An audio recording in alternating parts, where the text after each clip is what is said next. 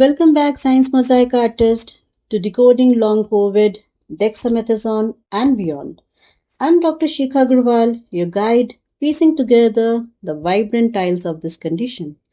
After exploring the gut's immunity last time, I'm ready to tackle long COVID's dazzling diversity, its varied symptoms, and patient profiles in this very final episode on long COVID's heterogeneity, and dexamethasone. As someone who has assembled the molecular puzzles of Leishmania helicases, I'm fascinated by how dexamethasone fits into this complex picture. Prachi Virat is here, our microbiology artisan with a passion for microbiome and bioinformatics, ready to craft some insights. Prachi, long COVID is like a mosaic with countless patterns. Some patients face fatigue, others brain fog or heart issues. How does this heterogeneity impact dexamethasone's use? You're so right, Dr. Shikha. It's a complex tapestry. COVID's long heterogeneity stems from varied immune responses, viral persistence, and microbial profile. A 2024 Lancet infectious disease study identifies subtypes: inflammatory, high cytokines like IL-6, neurological, brain fog, and cardiovascular, heart strain. These affecting 30, 25, and 20% of patients respectively. Dexamethasones work best for inflammatory subtypes, reducing IL-6 by 30% per a 2023 Journal of Clinical Medicine trial, easing fatigue in 45% of this group. But it's less effective for neurological and cardiovascular subtypes, where only 15% saw cognitive or cardiac benefits, according to a 2024 neurology study.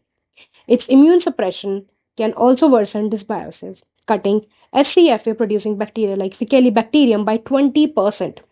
A 2023 MBIOM study found complicating outcomes across subtypes. That's like trying to fit one tile into 1,000 patterns.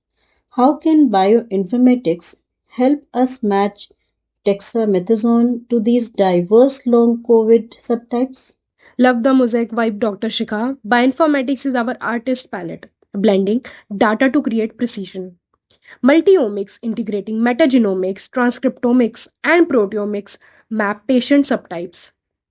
A 2024 Nature Communication study used clustering algorithms to stratify patients, finding inflammatory subtypes with high clostridium level responding 40% better to dexamethasone due to SCFA driven immune modulation.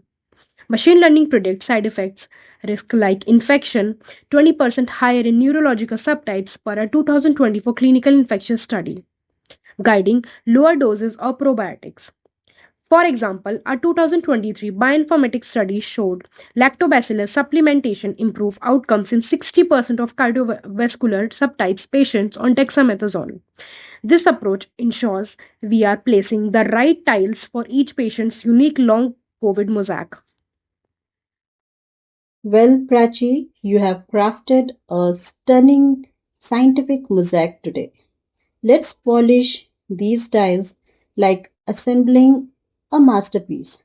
You have shown long COVID's heterogeneity as diverse subtypes, with dexamethasone shining our inflammatory cases, reducing IL-6 by 30%, but its limits in neurological and cardiovascular groups, plus microbiome risks demand precision.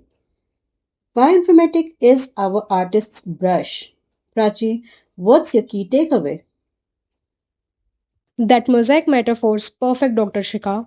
Long COVID's varied tiles need tailored care, and dexamethasone fits some patterns better than the others.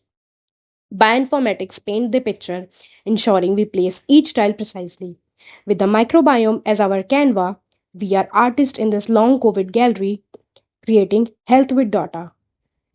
Thank you so much, Prachi, for shedding light on all these episodes of the series Decoding Long COVID, Dexamethasone, and Beyond. That concludes the final episode of the series.